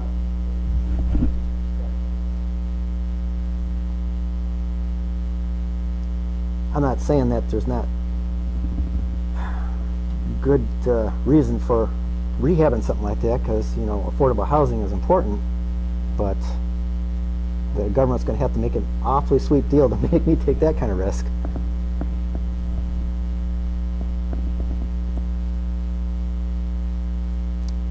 So, all right, well that's all I can think of. Maybe I have my personal opinion. Yeah. So, anyways, I Mhm. got precedent here with this. Some of your, you have a situation where the person wanted to do the basic stuff from scratch financially. Mhm. This is actually, this is actually. Well, I'm not the personal side, but basically, you basically,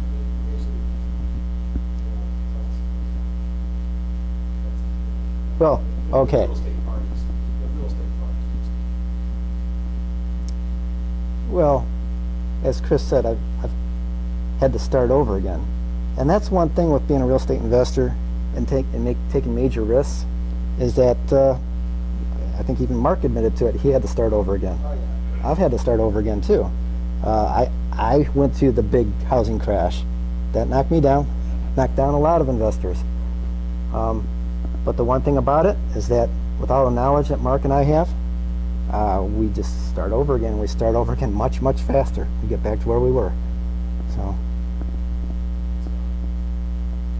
We found a place in the town which is not a buyer, which is not a seller's market. yeah, Actually, and ours not a buyer's market, it's, they'll have it something cheap. true. Well, okay, so that's what you were talking about. Yeah, But- so, Okay, so I basically got wiped out for personal reasons. Divorce, I'll admit what it was. Basically, didn't have any money at the time, but all I had is my skills. So I got a house in Ann Arbor in a nice location, got a deal on it because I knew what I was looking for. The house they had it on the market for $135. I offered $145 cash, no contingencies whatsoever. Got beat out by a higher price, and remember they were offering asking $135 for it. Someone beat me out for that, but they didn't take their offer; they took mine because I had no contingencies. Because I knew what the other offer. They said, "Well, I got this contingency," because they didn't know. They were not experienced. I could walk through a house in 20 minutes and look through the house for 20 minutes and know exactly what the house is going to sell for, what it's going to be worth, what the ARV is, what's wrong with it, everything like that. So I can, with the experience, put an offer in with confidence and know what it's going to be and don't have to put contingencies in it. So they took my offer because of that. So then you ask, where did I get the... Well, since I've been investing in real estate a long time, I know how to get investor financing. So private investors. I mean, You didn't have a job. didn't have a job, didn't have anything at the moment. But I have my reputation, I have my knowledge, and I know a lot of people. I've done business with a lot of people, made a lot of people a lot of money, and when I ask them for money, they'll give it to me because they know what I can do. So when I see that really great deal, they usually will trust me on it because they went in on that great deal. So I financed this deal by getting a private investor. 6 months later, I got a conventional mortgage on the house. I paid off my private investor. Yesterday, I got a home equity loan on that house, and I got another chunk of change to put into another investment. Buying 2 houses in Toledo, starting over again. And those houses are going to make 40 grand each. What kind of condition was the house first? It was trashed out. Did it have plumbing? It had plumbing. It didn't have the mechanicals working. It wasn't the type of house that I prefer to do a rehab on, but I couldn't be picky. It was the type of house I wanted, and I knew the numbers on it would work. It was pretty trashed out, big time. But I've done complete renovations, totally down to the studs, so nothing phases me. I can do it, but I prefer not to do it if I don't have to. But Ann Arbor is a tough market. You don't have tons of deals floating your way all the time, like in Toledo. Toledo, I can be a little bit more picky on what I want to get. I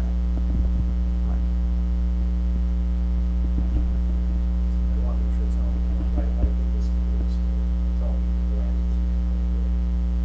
So Ken had no job, got investors to pay for a house, rehab the house. I won't say how much equity he got, he was able to pull up equity enough to pay himself and get out his investments. And now I go back to the pot a second time in that equity, and now I've got a line of credit to buy for more income generating properties. Yeah. So that's a good deal. So was this business ever got you to the point where it's like, oh, okay, it's the time to My previous job, I was making very good money. And the answer is no. I'm not willing to go back to that corporate environment. Because, yeah, very good money is one thing, but freedom to do what I want, to enjoy a beautiful day like today, to set my own schedule, that's worth more to me. And the income potential on this is humongous. And I'll get there real soon, where I'll tenfold the money I was making in the corporate job in not too long. How many properties did you have before? I don't know how many properties I had because that's not a definitive answer because I have deals, partnership deals on all kinds of, I have pieces of properties all over the place. But, and also, yeah, I had, Does it answer my question?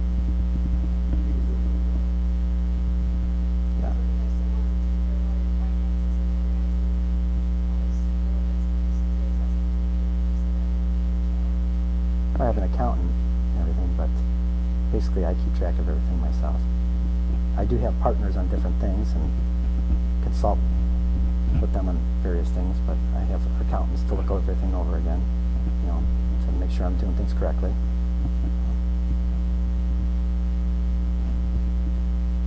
Don't run overnight.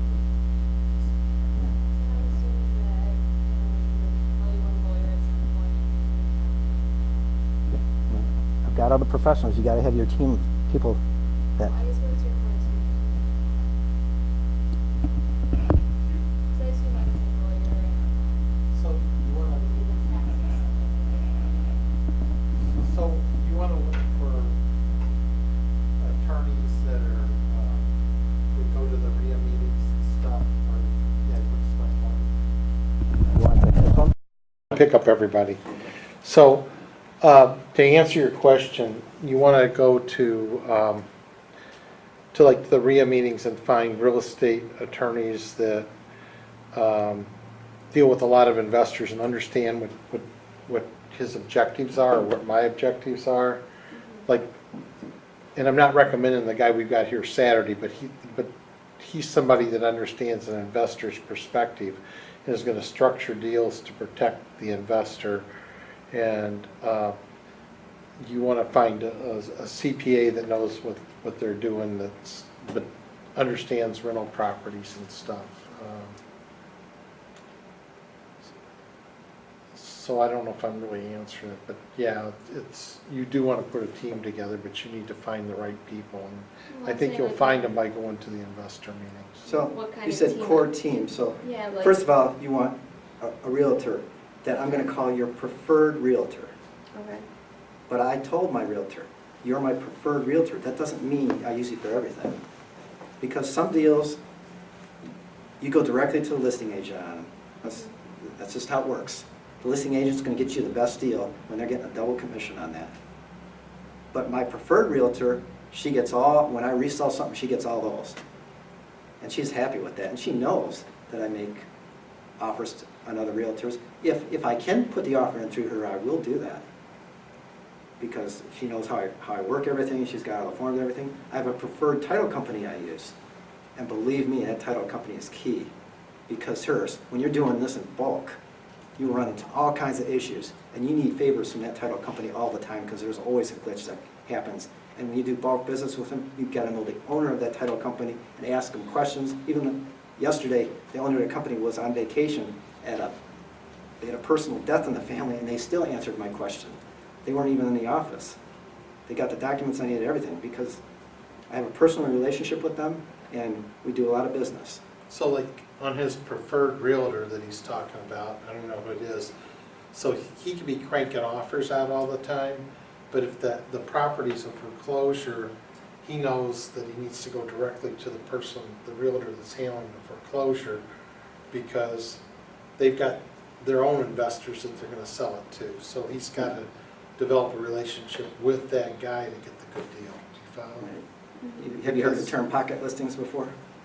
They're supposed to be illegal, but you can't enforce a pocket listing very well.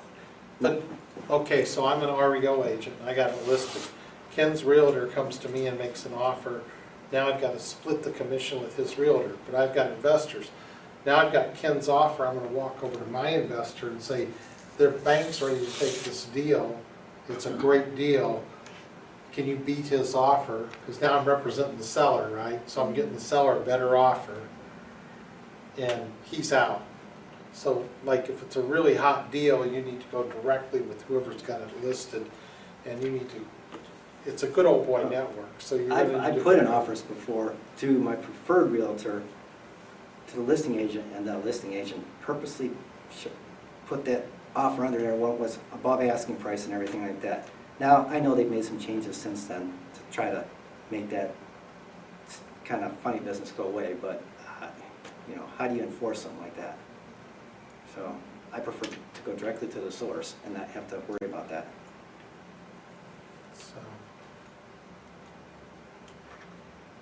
So yeah, you want to buy in Livonia and there's a foreclosure, and you're working with your preferred realtor, it could be that you need to go directly to whoever's got the listing. and tell them that you're buying this property to eventually resell or something, and you'll relist it with them or pay them. Of course, anytime you approach a realtor, they're gonna look at you as any other tire kicker, because that's all they get is tire kickers. People call them up and they don't have the money to perform, so you gotta have your ducks in order to prove that you're gonna carry through on this. So the original question was preferred team. So I listed preferred realtor, preferred title company,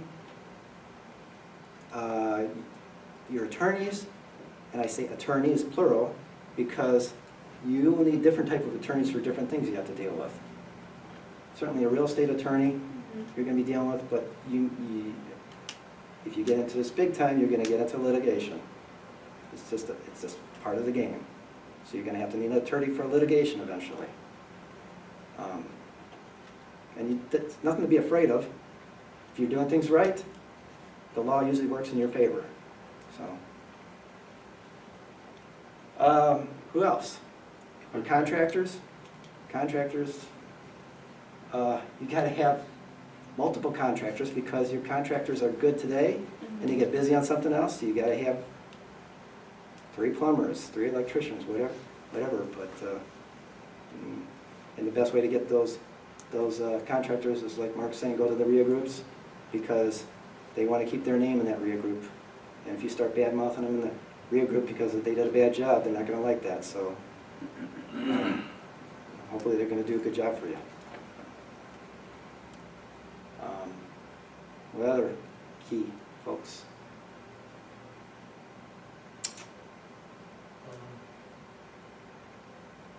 I'm sure there's more. The accountant, to keep track of everything.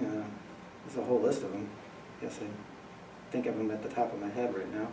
Well, you probably listed all the core ones that you use most often. Yeah. If you're missing 1 or 2 fringe ones, they don't occur all the time. Yeah. So I think you got it pretty solid. Yeah.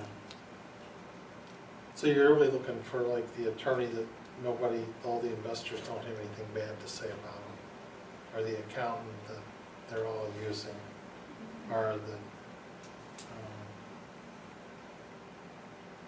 that nobody's saying anything bad about, your good stuff.